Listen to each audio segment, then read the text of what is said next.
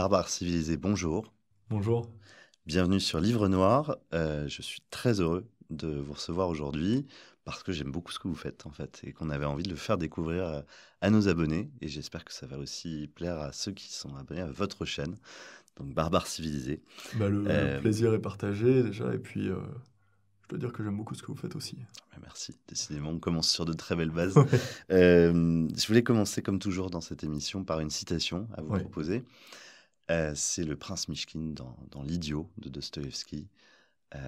La beauté sauvera le monde. Votre chaîne souvent évoque justement la beauté et puis évoque Dostoïevski. Qu'est-ce qu'elle vous évoque, cette citation? Elle m'évoque forcément beaucoup de choses parce que elle est extraite pas du livre qui m'a le plus touché. Je pense que sûrement avec la maturité, je le comprendrai mieux.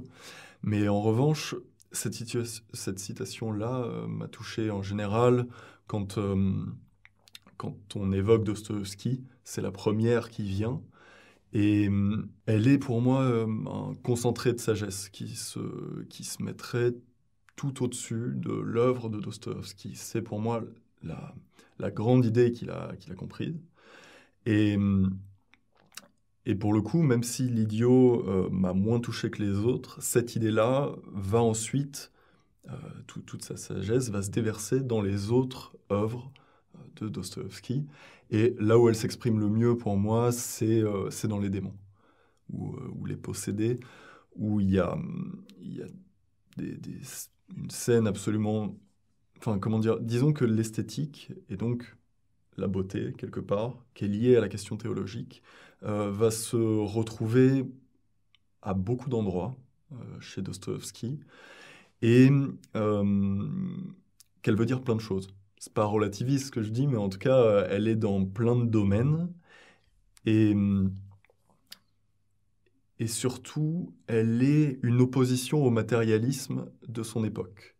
Matérialisme d'une petite partie de la population russe, euh, et qui deviendra ensuite les bolcheviks et tout ce qu'on a connu sur le siècle dernier. Mais pour moi, la beauté sauvera le monde. C'est pas simplement la beauté, mais c'est une opposition au pur positivisme. Enfin, il y a plein de noms pour ça, mais au matérialisme qui est lié au socialisme, qui viendra. Et, et oui, je crois que le moment le plus touchant, c'est lorsque dans Les démons, il y a le personnage de Stepan Trofimovitch qui est comment dire ça, qui est occidentalisé dans la pensée, euh, qui est dans le livre opposé à son fils qui lui est allé encore plus loin, c'est-à-dire que les occidentalistes, disons, étaient déjà assez progressistes, avaient mis un peu de relativisme, mais il n'avait pas vu le bout du projet. Et le bout du projet, c'est son fils, Piotr.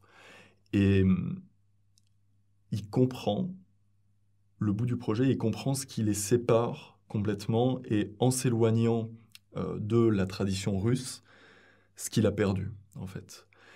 Puisque son fils, pour le coup, est vraiment nihiliste, et c'est une référence à du terrorisme de ce moment-là, enfin, des nihilistes qui étaient aussi Des terroristes, parfois, oui, oui, voilà, souvent. ouais. Et, euh, Et donc, il va leur opposer la beauté, en fait. Il comprend qu'entre guillemets, il est plus à la page, on se fout de lui, tout ça, parce il est un peu ringard, ce serait l'équivalent de ce qu'on appelle aujourd'hui les boomers. Il est assez ringard, et euh, à un moment, il va prendre la parole. Et là où tout le monde s'attend à ce qu'il fasse un mea culpa et qu'il dise, bon, vous avez raison, le progressisme, c'est ça, il va plutôt faire un pas en arrière et parler de la beauté et mettre la beauté au-dessus de toutes les considérations matérielles. Et, et c'est là qu'on voit le théologique. Et là où l'utilitarisme veut tout mettre dans des cases, et notamment veut même mettre la vie dans des cases, lui dit non par plein de moyens, et notamment par cette scène où euh, il va le dire avec une formule magnifique qui, comment dire, le matériel va être représenté par le baril de pétrole et la paire de bottes. Et la beauté va être représentée par Shakespeare et Raphaël. Bon, après cette introduction qui, je crois, nous met en condition sur Ouais, un ouais, peu ce que ouais. vous faites, sur votre travail, est-ce que vous pourriez vous présenter à ceux qui nous écoutent, Barbares Civilisés? Oui, bien sûr.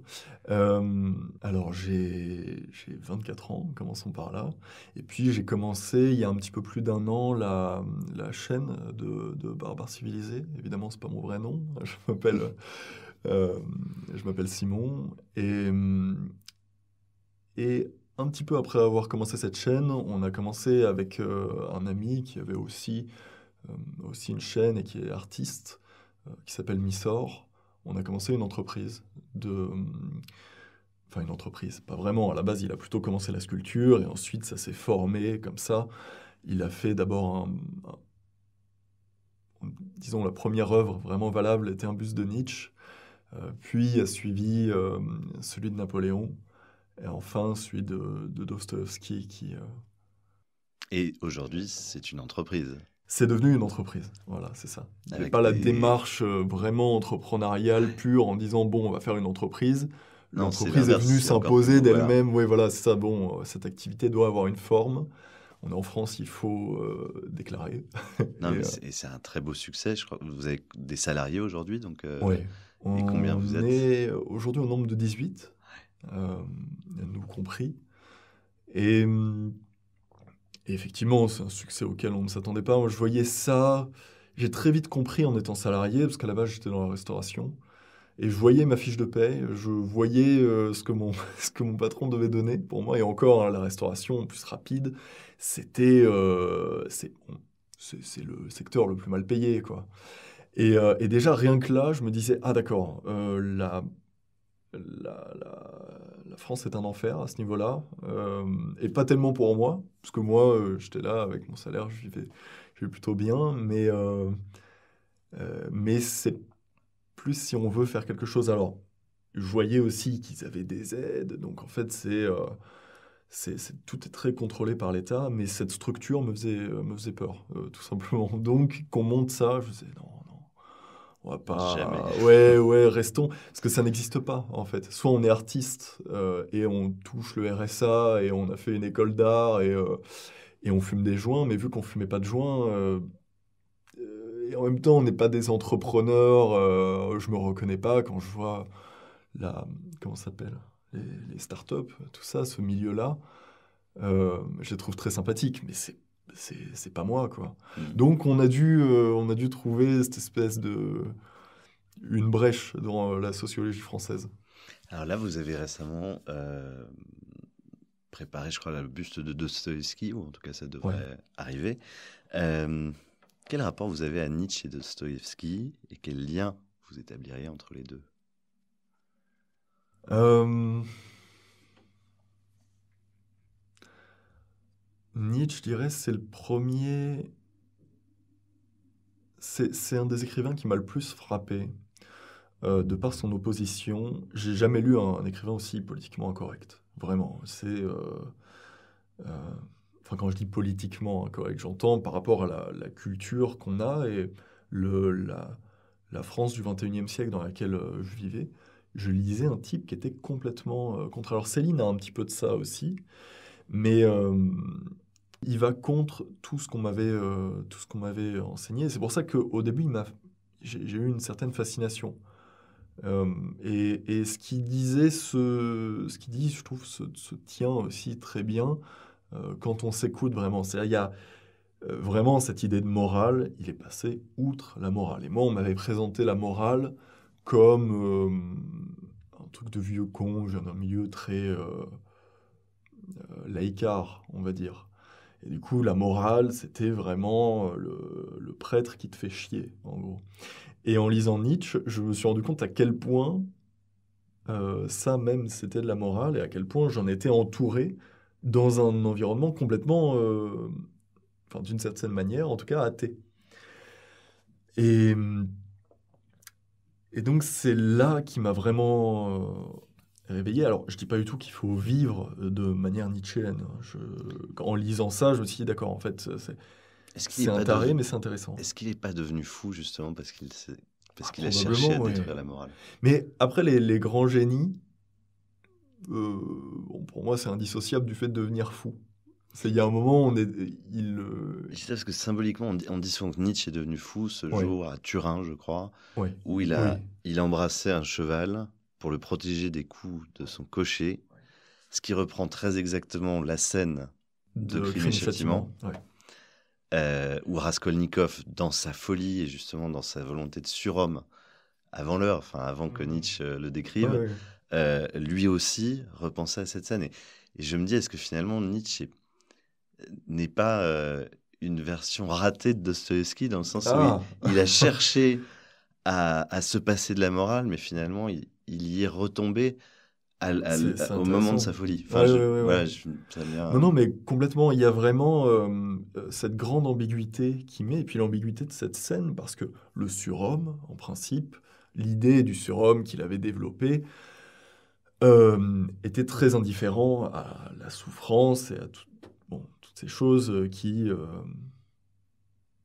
pourraient appeler la morale des faits, même si c'est un peu plus complexe que ça. Mais il y a cette scène, effectivement, qui est terrible et qui est d'autant plus insupportable quand on lit dans Crime et Châtiment, au moment où il se fait fouetter les Ouais. yeux. Et il y a vraiment cette...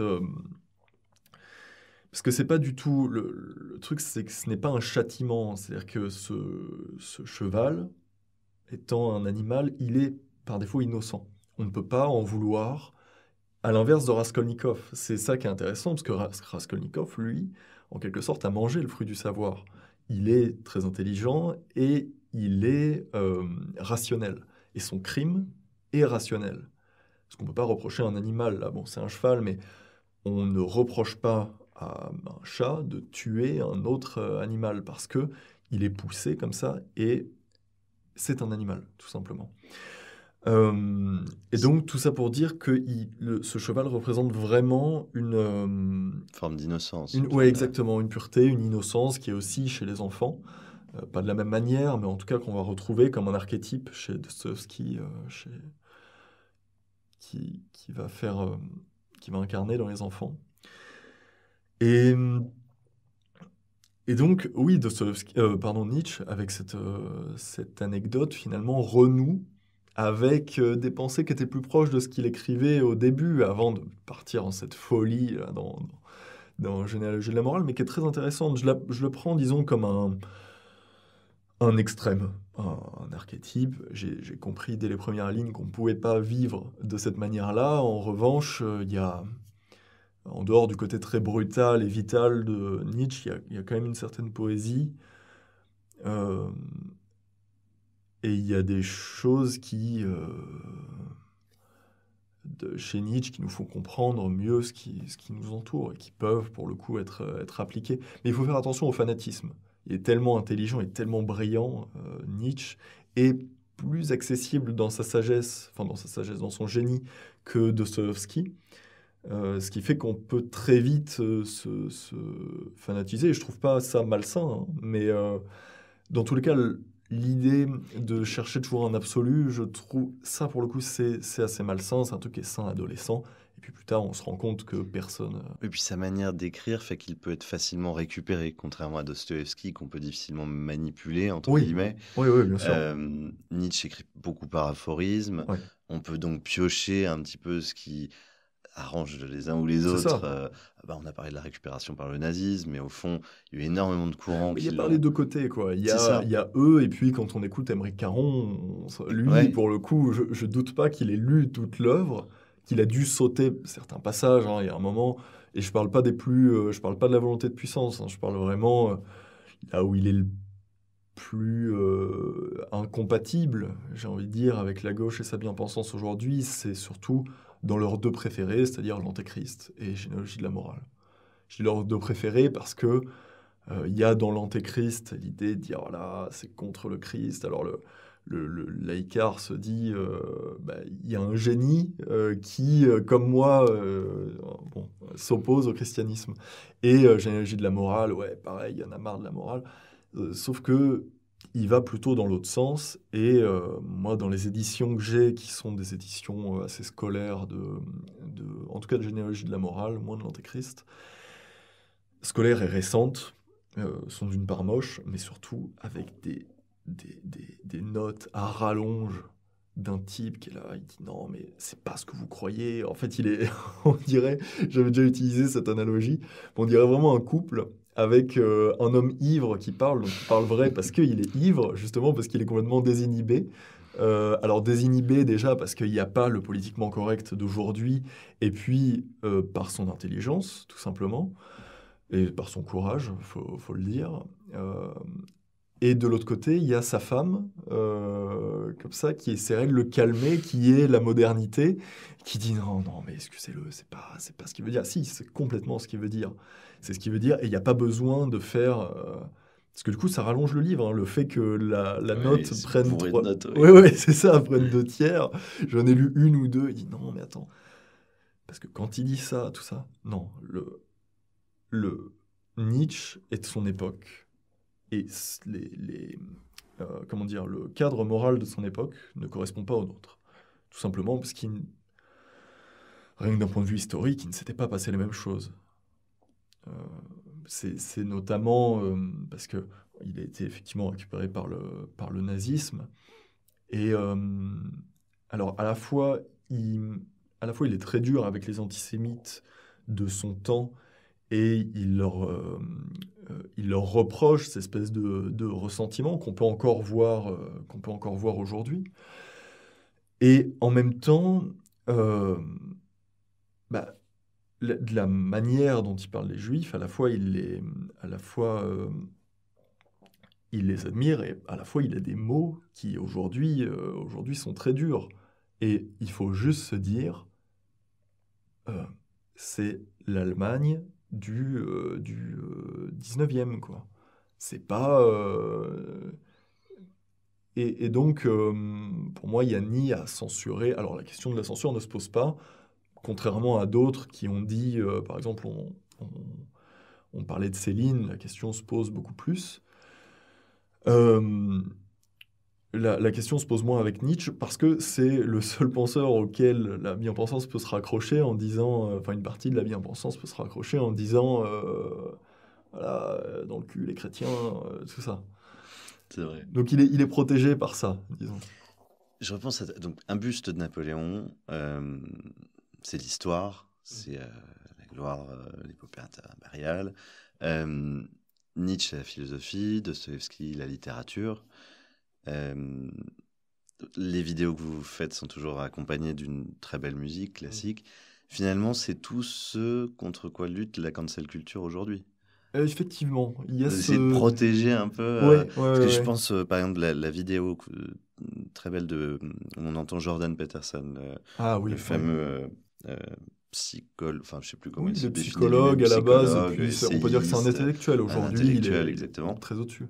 Et il y a la musique du Lac des Cygnes derrière. Ouais. Et justement, le Lac des Cygnes pourrait disparaître du répertoire de l'Opéra de Paris et des ballets. J'ai vu ça. Alors, effectivement, on a un rapport à cette culture, parce que, voilà, j'ai grandi au 21e siècle, on m'a dit que c'était des trucs de vieux cons, et puis je l'ai cru pendant un moment, je me dis, ah oui, bah oui, c'est bizarrement, c'est les plus élitistes qui nous disent, ça c'est élitiste et inaccessible. Mais après, c'est les mêmes qui vont dire, non, mais vous pouvez pas comprendre tout ça, parce que je me renseigne beaucoup sur le milieu artistique actuel, donc je vois tous ces trucs. Mais en tout cas, c'est vrai, on ne se construit pas du tout par, comment dire, par opposition.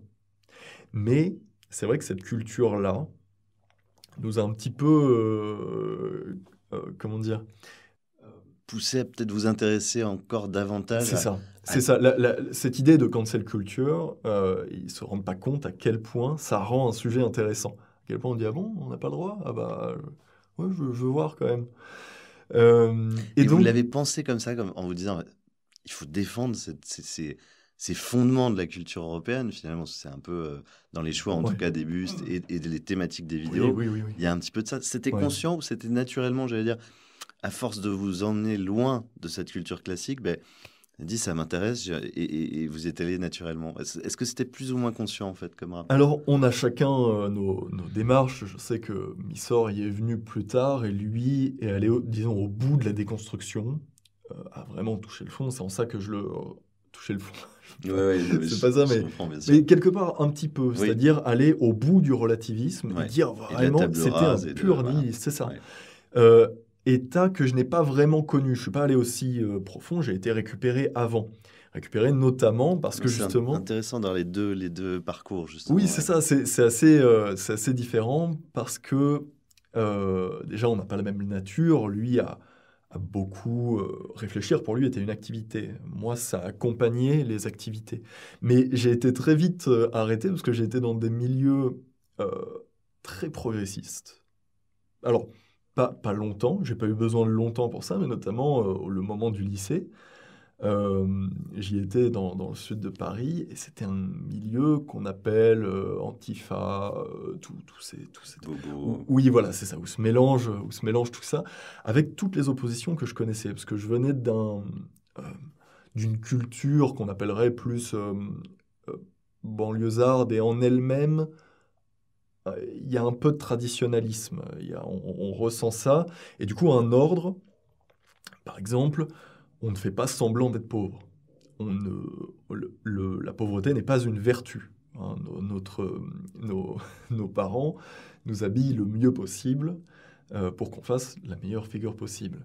Et là, j'arrivais dans l'opposé complet. euh, et comment dire, On faisait semblant d'être pauvre, quoi. oui, notamment, il y avait ça. Ouais. Ça, c'était le truc qui me marquait le plus, c'était à quel point il y avait une beauté morale à être pauvre. Et puis le truc, c'est qu'il ne l'était vraiment pas. Oui, à Et s'habiller mal. Oui, avec c'est ce ça. côté négligé, délibéré, Oui, travaillé, exactement. en fait. Oui, ah oui, c'était Ouais, travailler le côté dégueu. On se, ouais. on C'est se très cher salit de vraiment. s'habiller mal, quoi. Oui, oui, c'est ça, c'est ça. Et même si je venais d'un milieu, alors bien de gauche, le milieu qui a accouché de ça, finalement, même si je venais de là, on m'a toujours dit non, tu t'assois pas par terre, par exemple. Tu vois, dehors, enfin, il y avait le côté tu t'habilles bien, tu essayes de présenter un minimum, de nous rendre fiers. Et, et donc, comment dire, c'est surtout parce que j'ai vu ce milieu qui était caricatural, qui était très drôle et auquel je ne voulais pas ressembler. euh, que j'ai vu qu'il y avait un problème. En fait, j'avais décelé quelque chose sur lequel j'ai pu mettre j'ai pu mettre le doigt que très récemment, qui est, j'ai l'impression que c'est central, c'est la laideur morale qu'il y a, ou la laideur tout court même, qu'il y a dans le manque de reconnaissance, euh, en, Il y a pas la forcément... culture qui nous a construits. Oui, c'est ça, envers, enfin, il y a la haine de l'héritage, au sens large, et l'ingratitude. C'est ça le mot. C'est surtout la laideur de l'ingratitude. Et c'est ça que je comprenais pas. Parce qu'en fait, quand ces gens-là veulent montrer leur pauvreté, qu'est-ce que ça veut dire? En fait, c'est de l'ingratitude. Parce que moi qui venais généralement, en fonction de ces profils-là, qui venaient d'un milieu plus modeste, euh, comment dire, je voyais ces gens-là qui étaient dans des quartiers magnifiques, dans le 6e, tout ça, euh, sans les dire et se salir comme ils pouvaient pour montrer, quelque part, on revient à l'idée je me suis auto-fécondé. Hmm. Je n'ai de rien. Ouais. Euh, Donc, ça leur ôte aussi le sens de la responsabilité. exactement, Ça leur exactement. permet d'être hors du monde, C'est ça. dans des débats purement déconnectés, Ouais, intellectuels. En fait, c'est ça aussi, c'est qu'ils ouais, perdent la responsabilité liée à leur statut d'élite, entre guillemets, ouais. mais en se disant, mais finalement, je refuse de voir là d'où je viens, Ouais. donc je n'ai aucun devoir vis-à-vis Absolument. du monde qui m'entoure, quoi. Absolument. Et alors ça se voit du point de vue de la famille. Et c'est là qu'on voit la vraie laideur et ce qu'il y a de tragique dans une scène où les parents ont tout donné leur ont même donné la liberté, c'est-à-dire que la morale aujourd'hui, ça va, quoi. C'est quand même de plus en plus rare, dans les familles françaises en tout cas, Oui. qu'on soit... Plutôt laxiste, oui. Oui, c'est ça. Et malgré ça, une espèce de rébellion quand même, c'est ça que je trouve laid, c'est Oui, c'est-à-dire, il n'y a même plus quelque chose contre quoi se rebeller, mais il continue à se rebeller c'est malgré tout, ça, quoi. c'est ça. C'est comme quelqu'un Au fond, se qui est rebeller malade. contre les devoirs qui devraient être assortis à leur statut Oui, privilégié, entre absolument, guillemets. absolument. Même en dehors de ce statut-là, on a la chance d'être en France, je dirais, et l'horizontalité qui s'est installée en France fait qu'on n'hérite pas seulement de notre famille, mais on hérite. euh, c'est fini l'idée de race, comme on disait, la race des rois, où vraiment, du coup, c'était la filiation et bon, on peut encore hériter de particules ou quoi, mais on hérite surtout d'une culture française extrêmement riche. Et même si, disons très bien, voilà, ils étaient pauvres, c'était terrible, ils sont nés de rien, on ne leur a rien donné, il y a quand même, ils sont allés à l'école et il y a tout un tas d'écrivains, et c'est là que vient s'inscrire le travail qu'on fait, nous, c'est de la gratitude. C'est c'est de dire, vous nous avez donné, parce que Dostoïevski, il est très peu probable qu'il soit dans ma lignée. En revanche, il m'a quand même transmis un héritage. Alors on le prend pas, on peut pas prendre tous les héritages, ce serait interminable. Mais, euh, mais l'héritage, je dirais, c'est aussi ça. Ce n'est pas que la famille. Et donc faut être reconnaissant. Et vous avez eu un déclic à un moment, justement, parce que vous dites milieu de gauche, Ouais, confronté à... Je crois que vous avez passé votre enfance à Tours, puis à Saint-Denis, puis ouais, Paris 14e. ouais. Vous avez vu plein de mondes Oui, différents, oui, oui, famille oui. plutôt de gauche, laïque. Ouais. Ça a été quoi le moment où vous vous êtes dit, mais en fait, je passe à côté de quelque chose? Est-ce qu'il y a eu un moment C'est le particulier? voyage. C'est le voyage. Oui, je dirais, il y a un moment où pour un stage, j'étais parti aux Philippines. Et, euh, et là, c'est un petit peu cassé. J'acceptais trop de choses. J'étais à Saint-Denis et j'étais toujours tourné vers la capitale, comme ça, qui m'intéressait toujours beaucoup. J'y allais. Et évidemment, je connaissais très bien la voie pour y aller, qu'est le 18e. Avec, ça va d'un extrême Porte de la Chapelle à un autre extrême Montmartre, Montmartre. avec, Oui. voilà, c'est ça.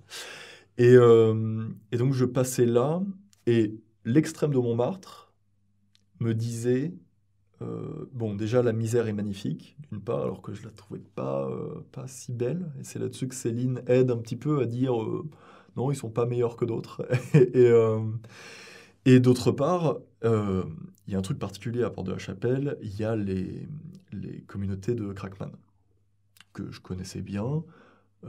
Il m'est arrivé de me faire menacer de mort 2 fois, c'est les seuls endroits où ça m'est arrivé. Et je me disais, non, mais bon, on continue, je dois bien avoir une responsabilité là-dedans. Et les pauvres, machin. Enfin, en gros, je les excusais, c'est vraiment le-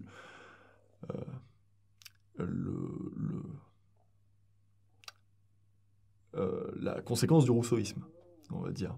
De dire, non, mais au fond, ils sont bons, et c'est la société qui les a rendus comme ça, et quelque part, la société, c'est un peu moins. Ouais. Puis je suis allé aux Philippines, dans la période où il y avait le président Duterte, qu'on m'avait très mal présenté, hein. J'avais eu la présentation de quotidien en disant, Oui, regardez, un c'est massacreur. immonde, ouais, il y a des corps partout dans la rue, tout ça. Et puis j'arrive, alors même pas à Manille dans la capitale, mais j'avais fait mon stage dans comme on appelle là-bas, le countryside, dans une La partie campagne, très... enfin, là. Ouais, c'est ça, la campagne Ouais. philippine très reculée. Et l'équivalent, parce que c'est très influencé, il y a eu un mandat américain pendant un moment là-bas, donc c'est très influencé par la culture américaine, l'équivalent des white trash. C'est pas péjoratif du tout quand Ouais, je bien dis ça, sûr. Non, mais... je les estime presque plus que les bobos qu'il pouvait y avoir. Et du coup, ce qu'ils m'ont expliqué, c'est qu'il se passait la même chose. Ils m'ont décrit en, à Manille, et dans les universités, dans les milieux universitaires, la même chose que pourrait décrire un campagnard d'ici par rapport au milieu Ouais. universitaire français. Et j'imagine la même chose en Amérique. Bon, c'est partout. Et du coup, ils me décrivaient ça, et surtout, ils aimaient beaucoup Duterte, qui à mes yeux était un monstre. Je leur dis pas par décence, mais je disais quand même. Et j'ai vu une extrême, enfin une extrême pauvreté, oui, un pays assez pauvre, quelque chose. C'est pas du tout les infrastructures que j'avais à Saint-Denis, hein. On n'est pas là-dedans. On est dans de la maison en tôle, tout ça. Et j'étais tranquille absolument partout. Et surtout, il y avait la criminalité aujourd'hui en France, notamment à Saint-Denis, se légitime de moins en moins par l'argent, par le manque d'argent. C'est-à-dire qu'il y avait de plus en plus de De violence gratuité. gratuite, Ouais, c'est bien ça, sûr, de d'agression. gratuité. Et au début, enfin, quand j'étais plus jeune, je comprenais le truc du racket. Du coup, oui, tu prends la valeur, machin. Et alors là, on peut se lancer dans du léninisme. Là, il n'y a pas de problème. Bien sûr. Mais du coup, là, ça cassait un petit peu ça. Et j'ai vu des gens dans une réelle nécessité euh, et qui, s'ils avaient eu la bibliothèque que j'avais dans mon quartier à Saint-Denis, ne l'auraient pas brûlée. Euh, et c'est là que je me suis senti la légitimité de dire non. Je suis revenu ici, je suis revenu à Saint-Denis, j'avais du dégoût pour ce qui se passait et ce que je voyais. Et l'ingratitude, justement. Ouais, exactement, exactement. Et je me dis aussi, est-ce qu'il n'y a pas des gens qui sont bloqués par leur idéologie? Je pense au progressisme. En fait, l'idée que demain est forcément meilleur qu'aujourd'hui et que le passé est forcément moins bien qu'hier et forcément moins bien qu'aujourd'hui aussi, euh, ça empêche de voir les choses évoluer aussi. C'est-à-dire que moi, je vois autour de moi, certaines personnes n'arrivent pas à dire que Paris s'est enlaidi, que Paris s'est dégradé, que, il y a une immigration qui crée une grande insécurité dans certains quartiers, que voilà, le mobilier urbain est dégueulasse, parce qu'ils ne veulent pas voir le passé. C'est-à-dire, il y a un refus presque idéologue. Hmm. Mais c'est vrai euh, que ça rend méchant, parce que ce que j'ai vu aux Philippines, en vrai, ce que j'ai pu comparer des deux, c'est moins leur culture propre que le passé, entre guillemets. C'est-à-dire qu'ils vivent, euh, euh, pas vraiment au niveau des technologies, tout ça, ça va, mais ce que je veux dire, c'est qu'ils vivent un petit peu comme nous avant, en tout cas avec cette espèce d'homogénéité culturelle, cette autorité, tout ça. Et c'est un petit peu ce que j'ai vu et qu'on peut voir. Il suffit de voir les vidéos de l'INA hein, qui sont encore en ligne. Ils ne les ont pas encore enlevées. Ils contrôlent ce qu'ils mettent. Mais je pense qu'un jour, elles seront sucrées, hein. oui, oui, C'est oui, c'est ça, petit à petit. Parce que c'est vrai que ça rend méchant. On voit tout ce qu'on a perdu. Et il y a un moment où même moi, j'avais honte, quoi. Je voyais les banlieusards des années 60 parler. Ils avaient une richesse de vocabulaire. Euh, et je me compare moi, mais je parle même pas de quand je vois des micro-trottoirs aujourd'hui dans les centres-villes, hein. Pour le coup, là, on parle même pas de la banlieue, mais euh, le, l'appauvrissement du vocabulaire donne forcément un appauvrissement de ce qu'on peut penser, de l'esprit. Puisque si on peut plus exprimer quelque chose, petit à petit, il part. Enfin, ou alors il doit s'exprimer d'une autre manière, peut-être par la violence, par plein de moyens. Mais, euh, mais le fait de mettre des mots apaisait, pour moi, la société. Et après, oui, Paris, il y a encore le luxe, avec la taille de la ville, de faire des espèces de ghettos, et c'est ce qui fait que les Parisiens peuvent être aussi aveugles quant aux réalités qu'ils ont, parce que quand on est dans de plus petites villes que je connais, bah, typiquement quand je suis passé à Grasse, j'ai bien vu que alors, il doit y avoir les espèces de ghettos, les hauteurs, mais sinon, euh, on est obligé d'être au contact. Alors, qu'est-ce qui peut nous donner encore des raisons d'espérer, en dehors de la beauté, bien sûr? Ah. La principale, c'est ce dont on parlait tout à l'heure, c'est que ces nihilistes-là vont tellement loin. Moi, quelque part, si je me raccroche à la Russie, c'est aussi parce que cette histoire me rassure. C'est-à-dire que, euh, et pas que la Russie, mais cette période-là que Dostoïevski décrit, euh, que d'autres ont décrit, qui s'explique bien dans Père et Fils, ce genre de choses, qui est pré-révolutionnaire, parce que c'est ce que je ressens aujourd'hui aussi. Et euh, Dostoïevski n'aurait sûrement pas eu cet éclair de génie euh, s'il n'y avait pas eu cette situation. Comme aujourd'hui, alors nous, c'est pas non plus un éclair de génie, on est bien plus modeste que Dostoïevski, mais on, tout de même, on aurait fait peut-être une œuvre plus médiocre s'il n'y avait pas eu cet empressement. Il y a un petit peu la peur de la Révolution. Alors, le truc, c'est que je connais mal la Révolution française. Il y a probablement eu une pré-révolution proche de Oui. celle qu'il y a eu. C'est juste que celle-là est... Et puis d'ailleurs, elle a influencé évidemment sur la russe. Mais euh,